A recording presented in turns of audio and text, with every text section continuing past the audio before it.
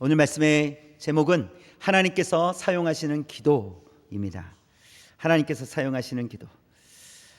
우리가 에스라 말씀을 우리가 보았고요. 이제 느헤미야 말씀을 우리가 계속해서 보게 됩니다.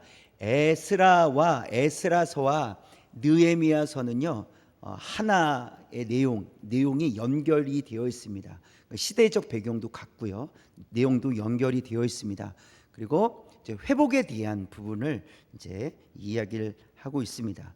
그래서 우리가 에스라서를 우리가 보았기 때문에 느헤미야서를 우리가 이해하는 데는 크게 어렵지는 않을 거예요. 네, 그래서 회복에 대한 이스라엘 백성들이 돌아와서 어떻게 회복되는지 그런 내용을 다루고 있습니다. 우리가 이스라엘의 이 망했던 이야기를 좀 보면 솔로몬 왕 이후에 이 이스라엘은 북이스라엘과 남유다로 쪼개지게 됩니다. 그래서 북이스라엘은 10개의 지파가 형성이 되고요, 남유다는 2개의 지파로 형성이 됩니다. 그래서 이렇게 쪼개지게 돼요. 그래서 북이스라엘은 9번이나 왕조가 바뀌어요. 왕조가 9번이나 바뀌고 남유다는 다윗의 후손으로 쭉 망할 때까지 연결이 됩니다. 그러다가 북이스라엘은 예수님께서 탄생하시기 전 722년 BC 722년에 아수르에게 망하게 돼요.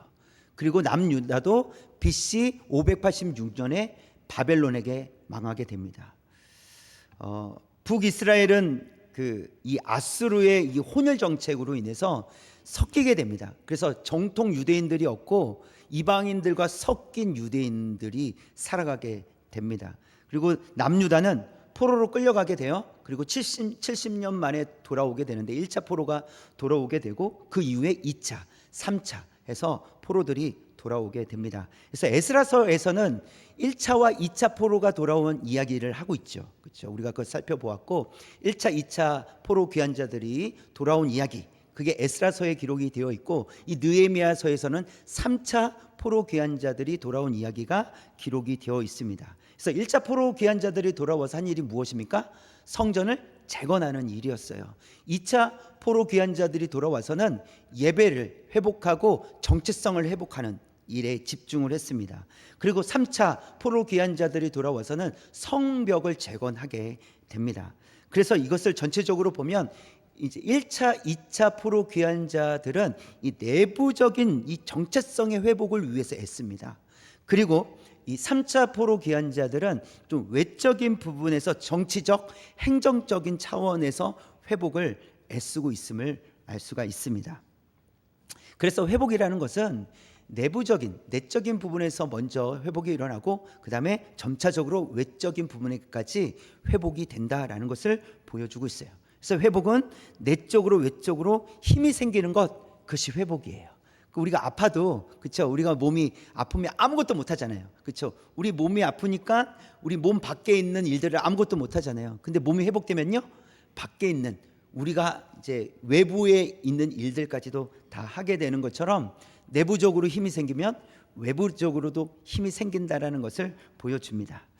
이제 느헤미야서를 우리가 이제 보는 거잖아요. 그러면 느헤미야는 어떤 사람일까를 우리가 간단하게 좀 보면 이 3차 포로 귀환 자들이 돌아올 때는 BC 444년이에요.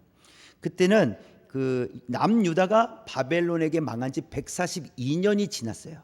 자, 그렇다는 것은 여러분, 그럼 느헤미야는 어디에서 태어났을까요?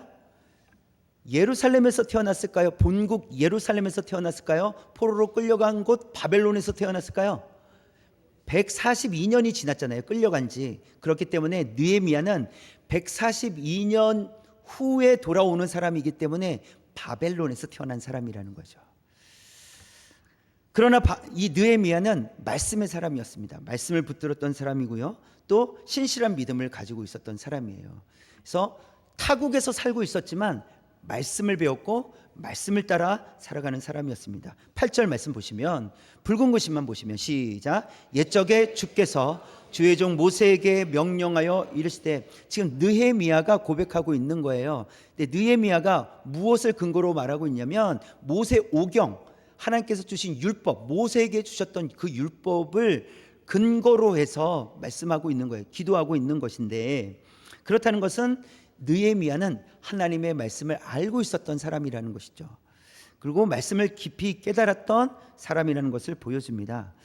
그래서 첫 번째 느헤미야는 말씀의 사람이었구나라는 것을 알 수 있어요. 그리고 또 이 느헤미야는 조국을 위해서 기도하는 사람이었어요. 2절에 보면 동생으로 보이는 하나니가 찾아옵니다. 찾아왔을 때 예루살렘의 상황을 물어봐요. 물어보는 장면이 나와요.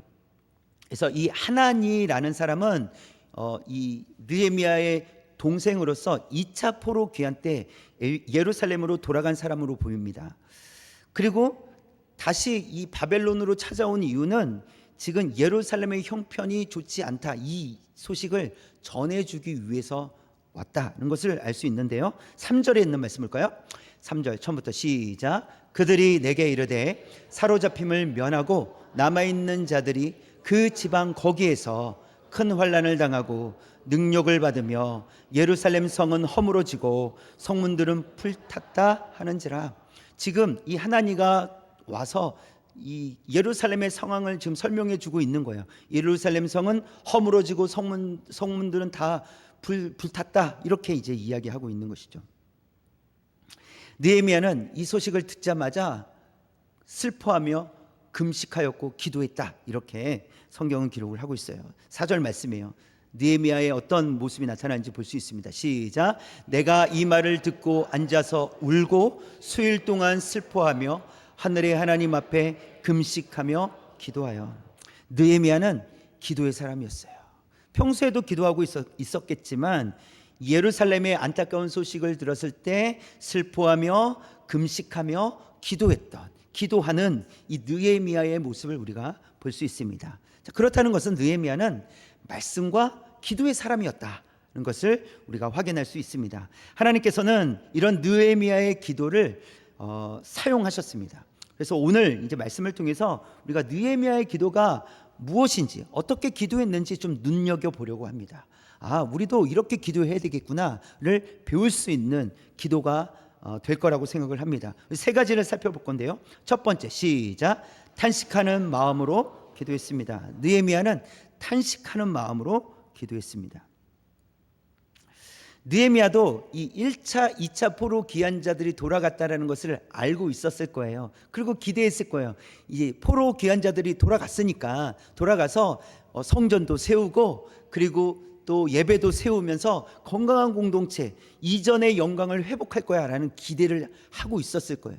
그러나 들려온 소식이 무엇이었습니까? 예루살렘 성은 허물어지고 성문들은 다 불탔다, 이렇게 이제 듣는 것이었어요. 느헤미야는 그 소식을 듣자마자 탄식할 수밖에 없었습니다. 걱정되는 수준이 아니라 이 수일 동안, 이 표현에 보면 수일 동안 슬퍼했다, 그리고 금식하며 기도했다, 이렇게 되어 있는데 이 수일 동안 기도했다라는 것은 약 3, 4개월의 기간을 얘기해요. 실제로 느헤미야는 한 3, 4개월 동안에 계속해서 슬퍼하며 금식하며 기도했다라는 것입니다. 느헤미야가 보여주는 이 모습은 단순히 이 인간적인 애정이 아니었습니다. 그냥 안타까워하는 마음으로 그런 심정이 아니었어요. 여러분, 하나님께서 죄악된 우리를 불쌍히 여겨주셨잖아요. 불쌍히 여겨주셔서 누구를 보내주십니까? 예수님을 보내주시잖아요. 그것은 큰 결단이셨어요. 그렇죠? 우리를 위해서 독생자 아들을 죽이셔야만 했기 때문에 그 마음이 불쌍히 여기는 마음입니다. 그것처럼 그 하나님의 그런 불쌍히 여기는 그런 마음처럼 느헤미야는 불쌍히 여기는 마음이 있었어요. 그래서 3, 4개월이나 되는 그 시간 동안에 슬퍼하며 금식하며 기도했던 그런 모습을 우리가 볼 수 있습니다. 여러분, 사람이 탄식한다라는 것은, 탄식하는 이유는 안타까운 상황 때문에 그렇습니다.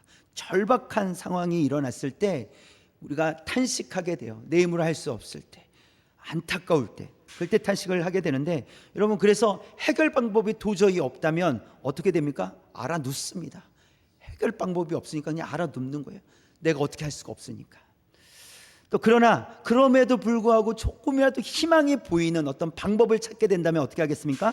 그걸 시도하게 될 거예요. 방법을 시도하게 될 거예요. 여러분, 회당장 야이로의 이야기를 여러분 알고 계실 거예요. 자신의 딸이 이제 거의 죽어가고 있었어요. 절박한 상황이었어요. 할 수 있는 것이 없었어요. 그래서 마지막으로 한 일이 무엇입니까? 예수님께 찾아가는 일이었어요. 소문을 들어보니까 예수님께서 많은 병자들을 고쳐주신다는 거예요. 그래서 마지막으로 할 수 있는 방법, 이 회당장 야이로가 할 수 있는 방법은 예수님을 찾아가는 것이었어요. 그리고 예수님께 부탁드리는 것이었어요. 그래서 예수님은 그의 집에 도착을 하게 됩니다.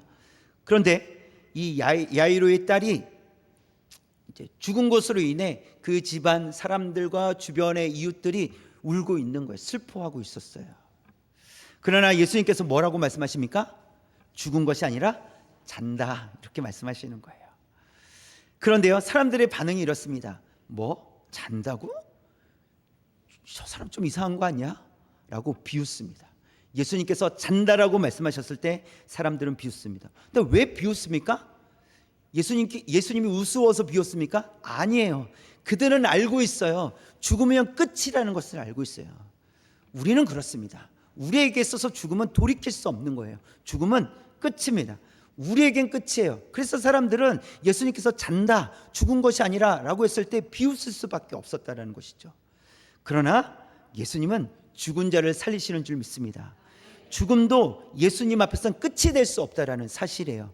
그 말은 예수님께만 소망이 있다라는 것입니다. 소망을 누구에게 두어야 됩니까? 예수님께 두어야 되는 거예요. 소망을 하나님께 두어야 되는 거예요. 우리의 힘으로는 할 수 없습니다. 우리는 연약해요. 우리는 능력이 없습니다. 힘도 없습니다. 해결할 능력이 없어요. 방법이 없어요. 그럼 누구나 하십니까? 하나님은 하십니다. 예수님 하실 줄 믿습니다. 왜냐하면 예수님께서 소망이시기 때문에 그렇습니다. 죽음도 끝이 아니시기 때문에 그래요. 예수님 앞에 죽음도 끝이 아니기 때문에 예수님께 소망이 있는 줄 믿습니다. 느헤미야는 문제를 해결할 수 있는 능력이 없었어요. 또 무언가를 결정할 수도 없는 위치였어요. 그러니까 할 수 있는 일이 없었어요. 사실 느헤미야가 할 수 있는 능력이 없었어요. 그러나 포기하지 않습니다. 왜 포기하지 않았을까요? 하나님을 신뢰했기 때문에 포기하지 않았어요. 그것이 중요합니다. 여러분, 하나님을 신뢰하는 것이 중요해요. 그래서 하나님을 신뢰하고 포기하지 않는 것이 중요해요. 내 힘이 내가 할 수 있어서 포기하지 않는 것이 아니라 하나님을 신뢰하기 때문에 포기하지 않는 거예요. 그래서 5절에서 이렇게 고백을 합니다. 5절 시작. 이르되 하늘의 하나님 여호와 크고 두려우신 하나님이여, 주를 사랑하고 주의 계명을 지키는 자에게 언약을 지키시며 긍휼을 베푸시는 주여 간구하나이다. 여기서 네 가지를 알 수가 있어요. 지금 느헤미야는 하나님이 어떤 분이신지를 네 가지를 고백을 하고 있어요. 첫 번째는 하늘의 하나님이라고 고백을 하고 있어요. 높으신 하나님, 높고 위대하신 하나님, 이렇게 고백을 하고 있는 거예요. 그 다음에 크고 두려우신 하나님이요, 이렇게 고백을 하고 있습니다. 그 말은 악을 심판하시는 하나님이시라는 거예요. 크고 두려우신 하나님. 그리고 세 번째는 언약을 지키시는 하나님이시다라고 고백을 하고 있어요. 하나님은 변치 않으십니다. 하나님은 반드시 지키십니다. 변하지 않으신다라고 말씀하고 그렇게 고백하고 있습니다. 그리고 마지막으로 긍휼을 베푸시는 하나님, 이렇게 고백을 하고 있어요. 긍휼을 베푸신다는 것은 우리를 불쌍히 여겨주신다는 거예요. 하나님께서 우리를 불쌍히 여겨주시는 줄 믿습니다. 느헤미야는 그래서 그 하나님을 알고 그 하나님께 마지막에 보니까 뭐라고 되어 있어요? 주여 간구하나이다, 기도하고 있다라는 거예요. 그 하나님께 나의 힘으로는 할 수 없고, 내가 그 소식을 들었지만 내가 무언가 할 수 있는 능력이 없지만 하나님은 하실 수 있습니다. 하나님 높고 위대하신 하나님이십니다. 하나님은 악을 심판하시고 또 우리를 끝까지 보호하시고 지키시는 하나님이십니다. 우리를 불쌍히 여겨주시는 하나님이십니다. 이 심정을 가지고, 이러한 마음을 가지고 하나님 앞에 기도하는 느헤미야의 모습을 볼 수 있습니다. 또 느헤미야는 중보자로서 기도를 합니다. 사실 느헤미야가 잘못한 게 있습니까? 없습니까? 없어요. 느헤미야 때문에 망한 게 아니에요. 느헤미야는 이미 망하고 난 다음에 태어난 사람이에요. 그렇기 때문에 느헤미야는 잘못한 게 없어요. 그러나 느헤미야는 그 문제, 이 이스라엘이 망한 그 문제로부터 자신을 배제하지 않습니다. 그리고 직접 그 일을 겪고 있는 사람처럼 행동해요. 그리고 자신의 죄인 것처럼 고백합니다. 마치 내 일인 것처럼, 다른 사람에게 일어난, 다른 사람들 때문에 일어난 일이지만 내 일인 것처럼 기도했다라는 것입니다. 여러분, 이런 모습은요, 예수님께서 우리에게 보여주신 모습이에요. 예수님께서 십자가에서 죽으실 때 자신의 일로 여기셨습니다. 인간의 죄를 위해서 직접 고난의 길을 걸어가셨어요. 그 길로 들어가셨습니다. 예수님은 하나님과 우리 사이를 회복시켜 주시는 중보자로서의 역할을 하셨어요. 그리고 마땅히 해야 될 일이라고 예수님은 여기셨습니다. 뿐만 아니라 그리스도의 영이신 성령님께서 지금도 우리를 위해서 간구하신다라고 로마서에서 말씀하고 계세요. 로마서 8장 26절 시작. 이와 같이 성령도 우리의 연약함을 도우시나니 우리는 마땅히 기도할 바를 알지 못하나 오직 성령이 말할 수 없는 탄식으로 우리를 위하여 친히 간구하시느니라. 우리가 할 수 없어도요, 성령님께서 우리를 위해 친히 간구하시는 줄 믿습니다. 우리는 우리의 힘만으로만 살아가는 것이 아니라는 거예요. 여러분, 우리가 열심히 살아왔잖아요. 그런데 우리가 열심히 살아왔기 때문에 내 힘만, 우리의 힘으로 살아온 것 같지만 그렇지 않다라는 거예요. 성령께서 우리와 함께 하셨는 줄 믿습니다. 지금도 함께 하시는 줄 믿습니다. 앞으로도 함께 하시는 줄 믿습니다. 성령님께서 우리를 도우시고 계시다라는 거예요. 그래서 우리는 감당할 수 있었던 거예요. 성령님의 도우심이 없으셨다면 우리는 할 수 없어요. 그러나 성령님께서 우리를 도와주시는 줄 믿습니다. 느헤미야는 능력도 없고 권한도 없었지만 하나님께서 느헤미야를 사용하셨어요. 이것이 은혜입니다. 능력이 없어도, 힘이 없어도 하나님께서 함께 하시면 하나님께서 사용하여 주실 줄 믿습니다. 느헤미야가 슬픔을 가지고 하나님 앞에 나아가 기도했을 때 하나님께서 구체적으로 일을 행하시기 시작하셨습니다. 느헤미야는 할 수 있는 것이 없었어요. 탄식하는 것밖에 없었어요. 탄식하며 기도했어요. 그리고 탄식하며 기도했을 때 3, 4개월을 가지고 기도했을 때 하나님께서 어떻게 이루어 가실 것인지, 느헤미야에게는 아이디어가 없었는데 하나님께서 지혜로, 하나님께서 하나님의 계획 가운데 느헤미야를 인도해 가셨다라는 사실이에요. 여러분, 우리는 탄식하며 기도할지라도 하나님께서 이루실 줄 믿습니다. 우리가 할 수 있는 것이 없어가지고 탄식하며 아무것도 못하겠습니다. 하나님, 제가 방법이 없습니다. 제가 해결할 수 있는 능력이 없습니다 라고 우리가 고백할 때 하나님께서 우리의 기도를 사용하여 주실 줄 믿습니다. 여러분, 가족들을 위해서 기도하십시오. 자녀들을 위해서, 또 믿지 않는 부모님들 계시면 여러분 기도하십시오. 탄식하며 기도하십시오. 우리가 아무것도 할 수 없어서, 제 힘으로 할 수 없습니다, 제 능력으로 안 됩니다 라고 그런 마음을 가지고 하나님 앞에 기도할 때 하나님께서 사용하여 주실 줄 믿습니다. 우리의 탄식을 사용하여 주실 줄 믿습니다. 그렇기 때문에 우리는 느헤미야의 이 기도를 배워야 돼요. 우리가 아무것도 못해도, 힘이 없고 능력이 없어도 탄식하며 기도할 때 하나님께서 사용하시는구나, 하나님께서 길을 내어주시는구나, 이런 믿음을 가지고 기도할 수 있는 저와 여러분 되시길 주님의 이름으로 축원합니다. 두 번째, 시작. 죄를 인정하고 자복하며 기도했습니다. 네, 느헤미야는 죄를 인정하고 자복하며 기도했어요. 그래서 기도가 더 구체적으로 나타나는데요, 6절 말씀 볼까요? 처음부터 시작. 이제 종이 주의 종들인 이스라엘 자손을 위하여 주야로 기도하오며 우리 이스라엘 자손이 주께 범죄한 죄들을 자복하오니 주는 귀를 기울이시며 눈을 여시사 종의 기도를 나와 내 아버지의 집이 범죄하여, 즉 죄를 인정하고 있다라는 거예요. 여러분, 죄를 인정하는 것이 중요합니다. 나의 죄를 인정하는 것이 중요해요. 아무리 저는 아니에요 라고 여러분 부인한다고 해결되는 문제가 아니에요. 감춰지지도 않습니다. 그래서 먼저는 죄를 인정해야 돼요. 죄를 인정하지 않으면 어떻게 됩니까? 그 죄로 인해서 심판을 받게 돼요. 그래서 이스라엘이 망했잖아요. 이스라엘이 그래서 망한 거예요. 하나님의 말씀을 떠났고 하나님의 말씀에 불순종했고, 그래서 이스라엘이 망했습니다. 그래서 느헤미야는 그 이스라엘 백성들이 지었던 죄에 대해서 인정하고 있는 거예요. 그 죄가 무엇인지를 구체적으로 7절에서 말씀하고 있는데, 그렇게 고백하고 있는데요, 7절 시작. 주를 향하여 크게 악을 행하여 주께서 주의 종 모세에게 명령하신 계명과 율례와 규례를 지키지 아니하였나이다. 모세에게 주신 율법을 지키지 않아서 망하게 되었다. 멸망하게 되었다는 것을 고백을 하고 있습니다. 그래서 하나님의 말씀을 지키지 않는 것이 첫째 줄에 보니까 크게 악을 행하여 이렇게 되어 있어요. 하나님의 말씀에 불순종하는 것이 큰 악이라는 거예요. 그래서 이스라엘 백성들은 하나님의 말씀을 따르지 않고 불순종함으로 인해서 큰 악을 행하여 망하게 되었다는 것을 보여주고 있습니다.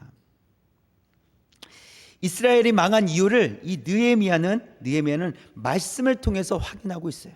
말씀을 통해서 깨달았습니다. 8절 말씀 다시 한번 볼까요? 시작. 옛적에 주께서 주의 종 모세에게 명령하여 이르시되 만일 너희가 범죄하면 내가 너희를 여러 나라 가운데 흩을 것이요. 지금 이스라엘이 북이스라엘도 망했고 남유다도 망했잖아요. 물론 돌아왔어요. 근데 그 왜 망했냐라고 했을 때 이 느헤미야는 하나님 앞에 범죄했기 때문에 망한 것이다. 그래서 흩어지게 된 것이다 라는 것을 알게 됩니다. 여러분, 이스라엘이 망한 이유는 약해서 망한 게 아닙니다. 하나님 앞에 범죄하여 망한 거예요. 여러분, 이거를 기억하셔야 돼요. 외적으로 우리가 힘이 강하다고 해서 망하지 않는 것이 아니에요. 하나님의 말씀이 없으면 망합니다. 그것이 중요해요. 그래서 외적으로 건강한 육신과 외적으로 또 물질적으로 어려움이 없는, 그렇다고 해서 복을 받고 그렇다고 해서 문제가 없는 것이 아니라 하나님의 말씀이 없으면 외적으로 강하다고 할지라도 망할 수밖에 없다는 것을 보여주고 있어요. 여러분, 예레미야 선지자는요, 그 망해가는 과정을 다 보았던 선지자예요. 그래서 예레미야 선지자를 눈물의 선지자라고 이렇게 표현하기도 합니다. 얼마나 눈물이 많았으면. 근데 눈물이 많을 수밖에 없는 거예요. 바로 눈앞에서 자녀들이 죽어가는 거예요. 이스라엘 백성들이 죽어가는 거예요. 그걸 보고 어떻게 충격을 안 받을 수 있어요. 근데 그 예레미야 선지자가 먼저 망하기 전에 하나님의 말씀을 받아 여러분 돌아와야 됩니다. 여러분 하나님 앞에 회개하십시오 라고 외쳤지만 아무도 돌아오지 않은 거예요. 그리고 멸망하게 되니 예레미야 선지자의 입장으로서는 너무나도 안타까웠죠. 너무나도 마음이 아팠던 것입니다. 울 수밖에 없는 것이죠. 느헤미야는 예레미야 선지자처럼 그런 상황을 직접 본 것은 아니에요. 왜냐하면 시대적으로 늦게 태어났기 때문에 그것을 본 것은 아니지만 기록된 하나님의 말씀을 통해서 왜 망했는지를 알게 되었어요. 왜 망했는지, 하나님의 말씀을 떠났기 때문에 망했다라는 것을 느헤미야는 알게 됩니다. 그럼에도 또 한 가지 느헤미야는 포기하지 않는 게 있어요. 무엇이냐면 예레미야 선지자를 통해서 70년 후에 돌아오도록 하겠다라는 그 하나님의 말씀을 성취해 주셨잖아요. 그것처럼 하나님 반드시 우리를 회복시켜 주실 거라는 그런 믿음이 느헤미야에게 있었어요. 그래서 말씀을 통해서 왜 망했는지도 깨닫게 되었고 말씀을 통해서 다시 회복시켜 주실 거라는 것도 느헤미야는 알게 됩니다. 그리고 느헤미야의 선택은 틀리지 않았습니다. 로마서에서 보면 로마서의 말씀을 통해서 우리가 확인할 수 있는데 로마서 5장 8절 시작. 우리가 아직 죄인 되었을 때 그리스도께서 우리를 위하여 죽으심으로 하나님께서 우리에 대한 자기의 사랑을 확증하셨느니라. 하나님께서 예수님을 이 땅에 보내주셨어요. 그런데 그때 우리의 상태는 어땠습니까? 죄인이었다는 거예요. 죄인을 위해서 하나님께서 독생자 아들 예수 그리스도를 이 땅에 보내주셨다라는 것입니다. 죄인의 상태였지만 그럼에도 불구하고 구원해 주셨잖아요. 회복시켜 주셨잖아요. 하물며 택한 백성들의 기도를 하나님께서 들어주지 않으실 이유가 없다라는 겁니다. 느헤미야는 그래서 기도하는 거예요. 그래서 죄를 자복하고 하나님 앞에 자복하고 하나님 우리를 건져 주옵소서, 구원해 주옵소서라고 기도하고 있는 거예요. 왜냐하면 하나님께서 우리를 자녀 삼아 주셨고 하나님께서 택한 백성들을 반드시 회복시켜 주실 것을 믿었기 때문에 느헤미야는 그렇게 기도할 수가 있었습니다. 여러분, 죄를 자백하고 기도할 때 하나님께서 죄를 사하여 주시고 회복시켜 주실 줄 믿습니다. 여러분, 우리 안에 있는 죄악들을 자백해야 됩니다. 그리고 죄 사함을 받아야 돼요. 그래서 자유를 얻을 수 있습니다. 느헤미야는 죄를 자복했고 하나님만 바라보았어요. 우리도 죄를 인정하고 자백하며 하나님만 바라보는 그런 삶이 되기를 주님의 이름으로 축원합니다.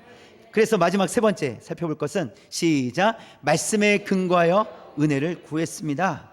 하나님만 바라본다는 것은요, 하나님께서 모든 것을 하신다는 믿음의 고백이에요. 하나님께서 하십니다. 하나님께서 모든 것을 이루십니다. 그 믿음의 고백이 하나님을 바라보겠다라는 겁니다. 느헤미야는 말씀으로 돌아가는 것이 가장 자신이 할 수 있는 최선이라고 생각을 했어요. 말씀으로 돌아가야 된다. 하나님께로 돌아가야 되고, 말씀으로 돌아가야 된다. 하나님께서 해주신다. 하나님만 바라봐야 된다. 그래서 말씀으로 돌아가야 된다라고 생각을 합니다. 9절에 있는 말씀입니다. 시작. 만일 내게로 돌아와 내 계명을 지켜 행하면 너희 쫓긴 자가 하늘 끝에 있을지라도 내가 거기서부터 그들을 모아 내 이름을 두려고 택한 곳에 돌아오게 하리라 하신 말씀을 이제 청하건대 기억하옵소서. 느헤미야가 무엇을 가지고 기도하고 있습니까? 하나님의 말씀, 모세에게 주셨던 그 율법의 말씀을 가지고 기도하고 있는 거예요. 그래서 마지막에 이렇게 고백하는 거예요. 이제 청하건대 하나님 그때 모세에게 주셨던 말씀을 기억하옵소서. 이렇게 고백하고 있는 거예요. 기도하고 있는 것입니다. 느헤미야는 말씀 속에서 답을 찾았습니다. 여러분, 말씀에 답이 있는 줄 믿습니다.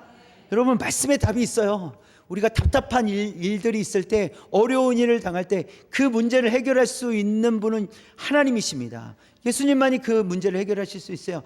말씀 속에 답이 있는 줄 믿습니다. 그래서 다른 곳에서 답을 찾으려고 하지 마시고 하나님 말씀을 통해서 답을 찾으시는 저와 여러분 되시길 원합니다. 그래서 느헤미야는 말씀을 찾았어요. 신명기 30장에 있는 말씀이에요. 30장 2절 시작. 너와 내 자손이 내 하나님 여호와께로 돌아와 내가 오늘 내게 명령한 것을 온전히 따라 마음을 다하고 뜻을 다하여 여호와의 말씀을 청종하면, 이랬어요. 여호와의 말씀을 청종하면, 하나님께로 돌아와, 여호와께로 돌아와 주의 말씀을 명령대로 따라가면, 순종하면, 말씀을 들으면, 이거죠. 4절에 있는 말씀 볼까요? 시작. 내 쫓겨난 자들이 하늘가에 있을지라도 내 하나님 여호와께서 거기서 너를 모으실 것이며 거기서부터 너를 이끄실 것이라. 아멘. 이 말씀을 기억하옵소서라고 고백한 거예요. 이 말씀을 기억하고, 9절에서 이 말씀을 기억하여 주옵소서. 그래서 우리가 하나님의 말씀으로 돌아갔을 때, 하나님의 말씀을 따라 살아갈 때, 하나님께서 쫓겨난 자들이 하늘가에 있을지라도, 그 멀리 떨어져 있을지라도 돌아오게 하신다고 하시지 않았습니까? 모으신다고 하시지 않으셨습니까? 우리가 말씀으로 돌아갑니다. 하나님께로 돌아갑니다. 하나님 우리에게 은혜를 베풀어 주옵소서. 느헤미야가 지금 그렇게 기도한 거예요. 하나님 말씀을 기억하여 주옵소서. 우리에게 은혜를 베풀어 주옵소서. 그래서 이 말씀과 같이 될 수 있도록 은혜를 구했는데요. 11절에 있는 말씀 볼까요? 붉은 글씨 시작. 오늘 종이 형통하여 이 사람들 앞에서 은혜를 잊게 하옵소서. 느헤미야는요 3, 4개월 동안 기도했잖아요. 기도한 이후에 이제 고백하는 거예요. 오늘 종이 형통하여 이 사람들 앞에서 은혜를 잊게 하여 주옵소서. 근데 이 사람들 앞에서라는 것은 아닥사스다 왕과 그 신하들을 의미하는 거예요. 이 사람들 앞에서 왕의 은혜를 입게 하여 주옵소서. 하나님의 말씀을 의지해서 이 느헤미야는 하나님의 말씀을 의지할 때 소망이 생겼습니다. 하나님께서 회복시켜 주실 거라는 소망을 가졌어요. 그리고 하나님께 은혜를 구했어요. 하나님 은혜를 베풀어 주옵소서. 여러분, 우리가 이 땅에 살아가면서 여러 가지 일들을 겪게 되잖아요. 낙심하지 않고 소망을 가지고 우리가 살아갈 수 있다면 그 이유가 무엇입니까? 하나님께서 우리와 함께 계시기 때문이라는 거예요. 그 믿음이 있기 때문에 그래요. 우리는 믿음이 있어도 고난이 있습니다. 믿음이 좋아도 고난을 받습니다. 그럼에도 불구하고 우리가 낙심하지 않는 이유, 소망을 버리지 않는 이유는 하나님의 약속의 말씀 때문에 그렇습니다. 요한복음 5장 24절 볼까요? 시작. 내가 진실로 진실로 너희에게 이르노니 내 말을 듣고 또 나 보내신 이를 믿는 자는 영생을 얻었고 심판에 이르지 아니하나니 사망에서 생명으로 옮겼느니라. 아멘. 심판에 이르지 않는다. 누구를 믿으면요? 예수 그리스도를 믿으면 심판에 이르지 않는다. 죽어도 다시 살게 된다. 이런 의미입니다. 그래서 우리는 죽음을 이기는 영원한 생명을 얻은 자들이라는 거예요. 그렇기 때문에 소망을 잃어버릴 수 없다라는 사실입니다. 육신으로는 고난을 받습니다. 육신으로는 우린 연약해져요. 노쇠해집니다. 그리고 어느 날 하나님께서 우리를 부르실 날이 있으실 거예요. 우리는 육신으로는 죽을 수밖에 없어요. 그러나 우리의 죽음이 끝나지 않는다는 사실입니다. 영원한 생명을 가지고 영원한 하나님 나라에서 살게 될 줄 믿습니다. 이것이 우리에게 주신 소망이에요. 근데 이 소망을 어디에서 우리가 근거를 찾을 수 있어요? 하나님의 말씀이라는 거예요. 느헤미야는 아무것도 할 수 없었던 사람이에요. 능력도 없었어요. 그러나 하나님의 말씀을 의지합니다. 그 말씀을 믿습니다. 그리고 그 말씀에 의지하여 은혜를 구합니다. 그리고 놀라운 것은 하나님께서 그 느헤미야를 사용하신다는 사실입니다. 그래서 말씀을 의지하여 소망을 품은 성도들에게 하나님께서 반드시 은혜를 베풀어 주실 줄 믿습니다. 약속대로 은혜를 베풀어 주신다는 사실입니다. 여러분이 가지고 있는 통장 그리고 도장을 가지고 은행에 가서 돈을 찾으면 돈을 줍니까 안 줍니까? 주겠죠. 그렇죠? 왜 줍니까? 약속이잖아요. 그렇죠? 내 통장. 그렇죠? 내 통장과 내가 통장을 만들 때 찍었던 도장, 그 도장을 가지고 가면 그 돈을 찾을 수 있도록 약속이 되어 있는 거잖아요. 그렇죠? 그래서 돈을 찾을 수 있어요. 그런데 여러분, 남의 통장 가져가 가지고 내 통장 찍으면 줍니까 안 줍니까? 우겨도 안 줍니다. 왜 안 줍니까? 약속이 틀리잖아요. 그렇죠? 그렇죠? 여러분, 행위, 그러니까 외적인 행위는 같습니다. 그렇죠? 통장도 가져가고 도장도 가져가니 외적인 행위는 같지만 무엇이 달라요? 약속이 다르다라는 거예요. 여러분, 약속대로 행한다라는 것이 확신이 있는 거예요. 하나님의 약속의 말씀을 붙들고 우리가 기도하면 확신이 생길 줄 믿습니다. 우리가 내 통장, 내 도장 들고 은행 가면서 안 주면 어떻게 하지? 내 돈 안 주면 어떻게 하지? 이렇게 갑니까? 아니에요. 너무나도 당당하게 어깨 딱 펴고 딱 내밉니다. 돈 달라고 해요. 돈 줍니까 안 줍니까? 주죠. 이게 약속이라는 거예요. 약속은 그렇습니다. 하나님께서 우리에게 주신 약속이 있어요. 느헤미야는 그 약속의 말씀을 붙듭니다. 하나님의 말씀을 따라 살지 못해서 망했지만 그러나 다시 돌아오면 그 죄를 자백하고 또 자복하고 하나님께로 돌아오면 하나님께서 다시 모으시겠다고 하는 그 약속의 말씀을 붙들고 느헤미야는 기도한 거예요. 그리고 은혜를 구한 겁니다. 그리고 1장 이후에 이제 이 계속해서 전개되는 내용 속에서 하나님께서 느헤미야를 예루살렘으로 보내시는 이제 내용들이 나오잖아요. 하나님께서 느헤미야의 기도를 들어주셨다는 사실입니다. 여러분, 하나님께서 어떤 기도를 들으십니까? 느헤미야와 같은 그런 심정으로 기도하는 그 기도자의 기도를 하나님께서 들어주시는 줄 믿습니다. 여러분, 그래서 약속의 말씀이 중요해요. 하나님의 말씀을 부지런히 읽고 묵상하면서 알게 된 하나님의 그 말씀, 그 말씀을 약속의 말씀인 줄 알고 하나님께 기도하는, 하나님 앞에 기도하는 저와 여러분 되기를 원합니다. 또한 기도하실 때 하나님께서 반드시 듣고 응답해 주실 줄 믿습니다. 이런 은혜를 누리는 저와 여러분 되시길 주님의 이름으로 축원합니다.